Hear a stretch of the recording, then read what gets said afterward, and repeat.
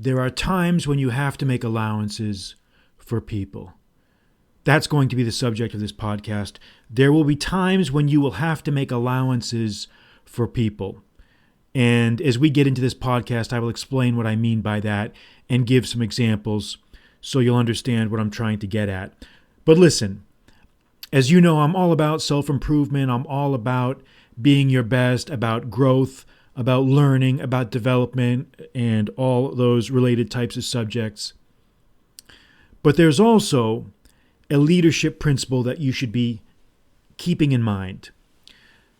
Not everybody is going to be perfect. No matter how much we aspire to an ideal, there are always going to be people who will fall short of that ideal. That's just human nature. That's just the way it is. We are not robots. We are not automatons. And even though we may aspire for an ideal, and I think you should have high ideals, in reality, not everyone is going to be able to meet those ideals. And if someone is a top performer in other ways, and notice, I'm saying this as a qualifier, that doesn't mean that you have the license to be a scammer or a slime bag. But if you have someone who is a top performer in other ways, then you have to make allowances sometimes for people's human weaknesses. You just have to do it. It's just how it is. Because if you're in charge of an organization, the number one focus is to get the mission done. The number one focus is to get the job done. That's the focus. Accomplish the mission. The focus is on accomplishment of the mission. Everything else besides that is secondary. Okay? When you are in a leadership position, you are not a school marm. You are not their mother. Okay? You are not their guidance counselor. We can aspire to those things, but in reality, the number one focus is to get the mission done. And let me explain a little bit what I mean by this. You know, it occurred to me the other day, there's a very, very good scene in the movie Heat, 1995 movie Heat, starring Robert De Niro, Val Kilmer, and a few others. And there's a scene, and I'll post a link to this scene when I post this podcast on my site. But there's a great scene in there where the Robert De Niro character, his name is Neil McCauley, he comes home and he finds one of the members of his crew, a top performer of his crew, the Val Kilmer character, I think his name is Chris Shaharless. And he finds Chris has just been in a fight with his wife, and he's sleeping on his floor. And Neil comes in and says, "What happened to you?" And they get to talking. They get into a discussion, blah, blah, blah, blah. One thing leads to another. And Neil gives him, or it comes out during the discussion that Chris is a little bit light on money. He's lost a lot of money through gambling. He says Vegas and the Super Bowl cleaned him out, blah, blah, blah, blah. So he's got a weakness for gambling. And it turns out he's got a weakness for his wife. Because Neil who's sort of the leader of the crew, he says, a guy once told me you should allow nothing to get into your life that you can't walk out on in 5 minutes flat.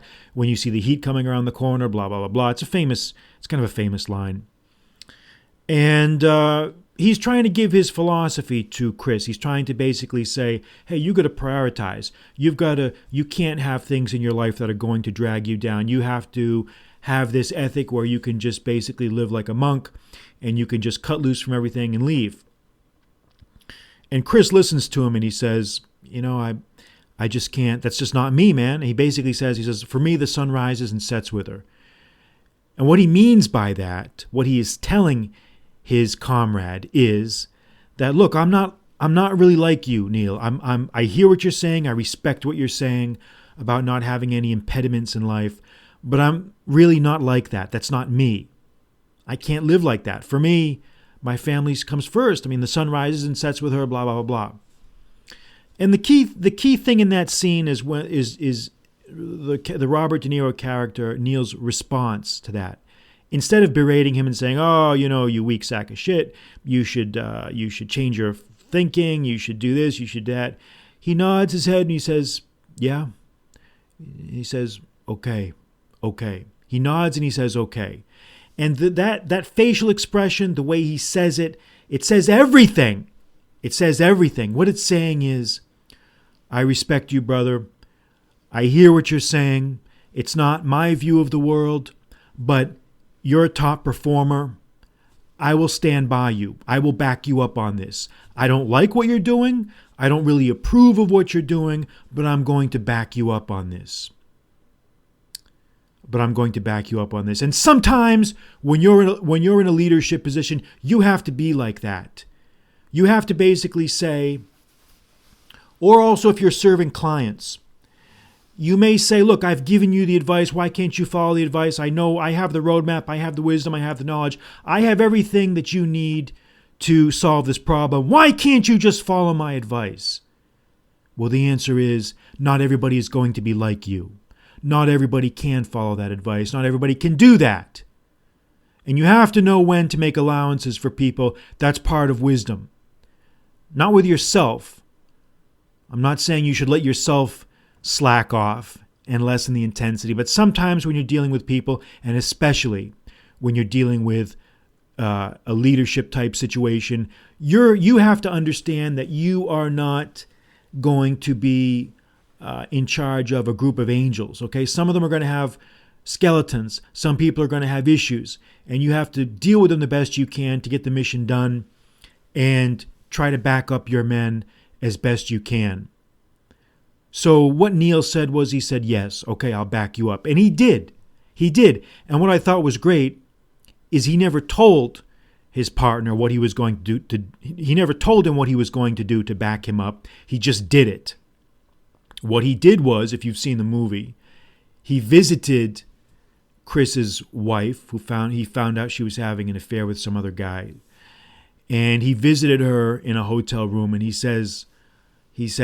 told her, he said, you will give him he said, I know that my partner Chris is a fuck up. I know he's been fucking up lately. He's got issues. He's got problems, but you will give him the chance. You will give him one more chance to get his act together. And if he fucks up again, I will finance setting you up by myself any way you want it. He says, Dominic can go with you. That's the kid. He says, I'll finance setting you up on my own. And my word counts. So what he was telling her was, this guy, my partner, is so important to me. This guy is so important to me that I'm willing to do whatever it takes to make domestic relations happy, to make you guys a happy couple, so you can get along, so we can get our job done, so we can get our mission done. And sometimes you've got to do things like that. I'm not saying exactly like this, but that's the point of what I'm trying to get at is sometimes you have to go above and beyond for your top performers, for people who are putting in the work, people that truly are there and consistently day in and day out, and who truly are clutch players. You sometimes have to make allowances. You have to patch things up for them because not everybody knows how to solve problems on their own. Sometimes people need help, and that's what you have to do sometimes, whether you like it or not. And when the Neil Macaulay character said this to Charlene Shahairless, that was Chris's wife's name, Charlene. It's amazing. I remember these names. I have a good memory for things like that. But anyway, when Neil told Charlene this, he meant it. He says, you give him one more chance, and if he fucks up, I will finance setting you up on your own any way you want it.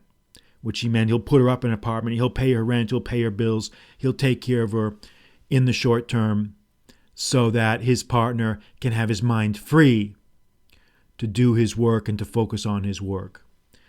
And I thought that little scene, or those two scenes, illustrated a very, very important principle of leadership, which is sometimes you have to make allowances for people because people are not always perfect. They are not. They are not. Now, I shouldn't have to say this, but I will say it.